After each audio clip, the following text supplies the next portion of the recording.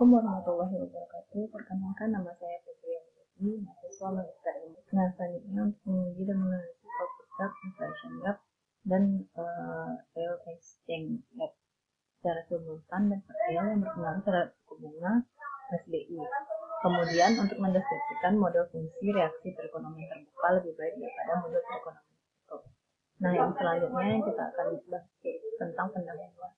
Pendahuluan yaitu kebijakan moneter Indonesia terutama bertujuan untuk mencapai dan memelihara kestabilan rupiah.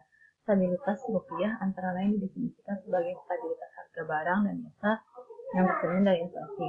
Mata uang yang tidak stabil dapat disebabkan oleh fluktuasi agregat moneter, kecepatan paradigma baru dalam kebijakan moneter, sehingga diperlukan tindakan dan dalam kebijakan moneter difokuskan pada stabilisasi mata uang baik terhadap tingkat inflasi maupun nilai tukar. Nah, selanjutnya berdasarkan undang-undang Indonesia telah menyampaikan undang-undangnya sebagaimana terlihat di PPT saya. Nah, disebutkan bahwa sasaran inflasi kebijakan moneter untuk mencapai stabilitas rupiah untuk mempertimbangkan kondisi makro, proyeksi tren dinamika ekonomi, dan mengenal fungsi kerugian kesejahteraan sosial. Persyaratan pilih ITF belum tersedia, sehingga ITF ini yaitu Inflation Targeting Framework. Nah, di sini kita dapat lihat tabel 1. Nah, di sini dapat kita lihat tabel 1-nya, maaf karena saya tidak bisa mengkopinya. Jadi saya jelaskan di sini itu tabel 1 pencapaian inflasi real dan targetnya di Indonesia tahun 2000 sampai 2012. Nah, di sini kita lihat tahun 2000 yaitu target inflasinya 3 sampai 5. Sedangkan inflasi nyata yang terjadi di Indonesia yaitu 9,4. Artinya di luar dari atau lebih tinggi dari target yang telah target Indonesia gitu. Ternyata 9,4, ternyata tidak tercapai, prestasinya tidak tercapai. Nah, yang kedua yaitu tahun 2001, di sini target inflasinya 4 sampai 6. Ternyata inflasi nyata yang terjadi lebih besar daripada target, itu sebesar 12,55. Artinya prestasi tidak tercapai. Nah, selanjutnya di sini ada yang tercapai dan tidak tercapai. Maka dari data tersebut si penulis tertarik untuk mengangkat atau mengkaji tentang artikel ini. Selanjutnya kita lihat yaitu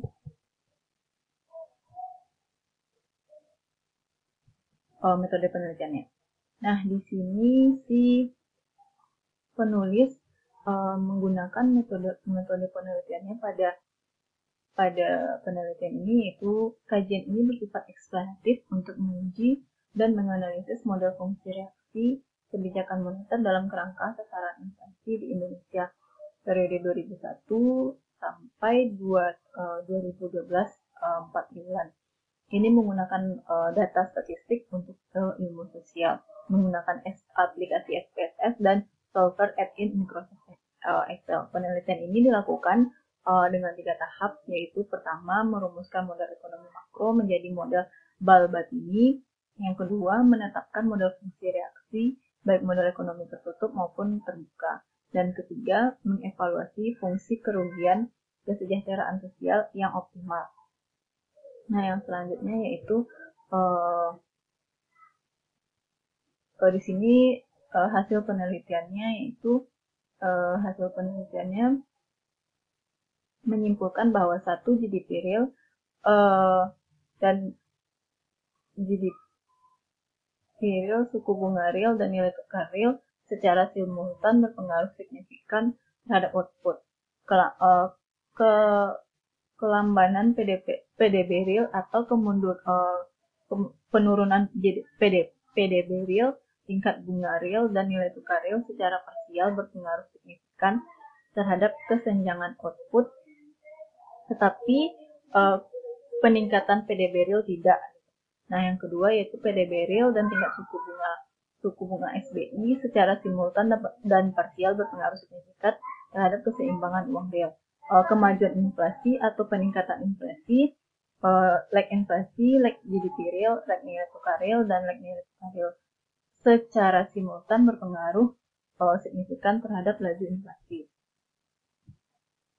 Pertumbuhan inflasi dan kelambatan inflasi terbatas dan penurunan PDB real secara parsial berpengaruh signifikan terhadap inflasi. Tetapi penurunan nilai tukar real dan penurunan itu tidak berpengaruh gitu. Output gap dan inflation gap, pengeluaran gap dan inflation gap secara simultan berpengaruh signifikan terhadap suku bunga inflasi gap berpengaruh signifikan terhadap secara parsial terhadap suku bunga, sedangkan pengeluaran output gap tidak berpengaruh signifikan. Nah, yang kelima yaitu output inflation exchange rate secara simultan berpengaruh signifikan terhadap suku bunga. Inflation gap berpengaruh signifikan secara parsial terhadap suku bunga, sedangkan output gap dan exchange rate tidak berpengaruh signifikan. Nah, sebelum kita lihat dari kesimpulan dan saran, di sini di abstrak juga sudah dijelaskannya tadi. Di sini dia, nah di sini dia sudah juga hasil dari kesimpulannya. Dia juga sudah menyampaikan bahwa GDP yang penurunan GDP suku bunga real dan real secara simultan atau secara bersama-sama berpengaruh signifikan terhadap pengeluaran gap, sedangkan penurunan PDB real tingkat bunga real secara parsial berpengaruh signifikan terhadap kesenjangan output. Tetapi kemajuan PDB real tidak. Nah, di sini juga sudah ternyata di abstrak juga sudah dijelaskan oleh si penulis. Nah, selanjutnya yaitu kita lihat di sini.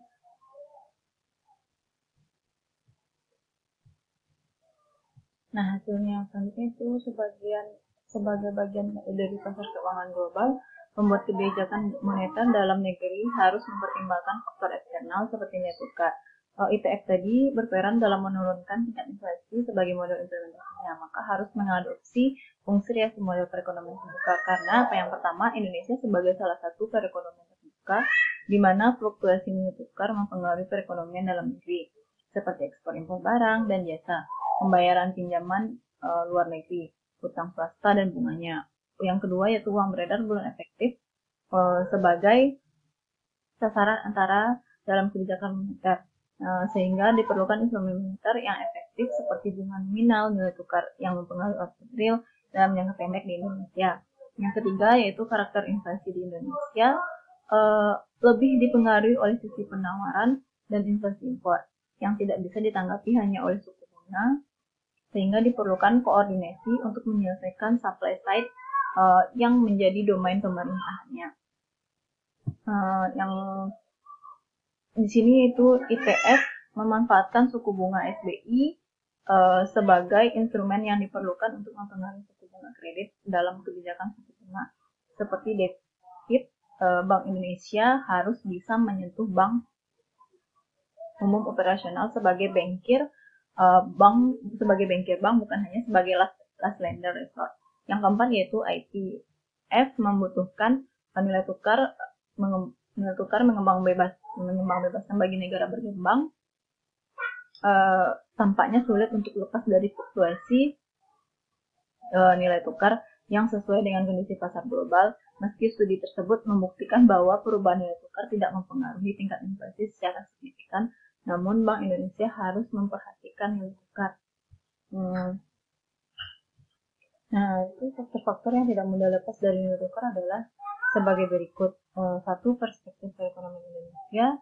Sejak tahun 1997, nilai tukar merupakan variabel yang terkenal di masyarakat, karena variabel tersebut sering digunakan untuk kinerja pemerintah dan Bank Indonesia. Perubahan nilai tukar juga digunakan sebagai dasar utama pelaku ekonomi untuk menentukan ekspektasi nilai inflasi dan diperlukan intervensi untuk menurunkan fluktuasi. Yang kedua yaitu kondisi keuangan sektor perusahaan, institusi dan pemerintah sangat sensitif terhadap perubahan nilai tukar. Yang ketiga yaitu nilai tukar terpengaruh tidak sebanding dengan tingkat keuntungan antara barang yang dapat diperdagangkan dan barang yang tidak dapat diperdagangkan, sehingga dapat menimbulkan kesulitan keuangan bagi sektor tertentu dalam perekonomian. Nah, yang selanjutnya yaitu kita lihat di sini yaitu kesimpulan dan saran. Kesimpulan dan saran yaitu kesimpulannya kebijakan kajian model fungsi reaksi kebijakan moneter dalam kerangka penargetan inflasi di Indonesia adalah untuk meningkatkan model fungsi reaksi alternatif kebijakan moneter. Hal tersebut membuktikan bahwa model fungsi reaksi perekonomian terbuka lebih baik daripada perekonomian tertutup. Meskipun kedua model tersebut secara statistik memenuhi asumsi klasik, tetapi mereka membutuhkan keleluasan lebih dari sekedar aturan. Nah, jadi kesimpulannya di sini bahwa perekonomian terbuka lebih baik daripada perekonomian tertutup.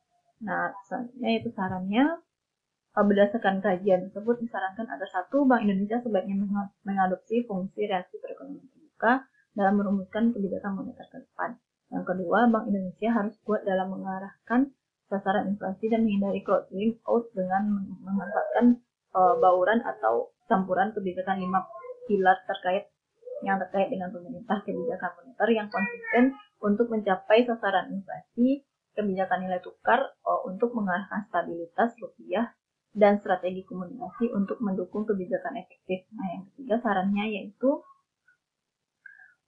Bank Indonesia perlu merevitalisasi instrumen moneter seperti discount window untuk mengarahkan bank umum agar dapat mencapai sasaran inflasi.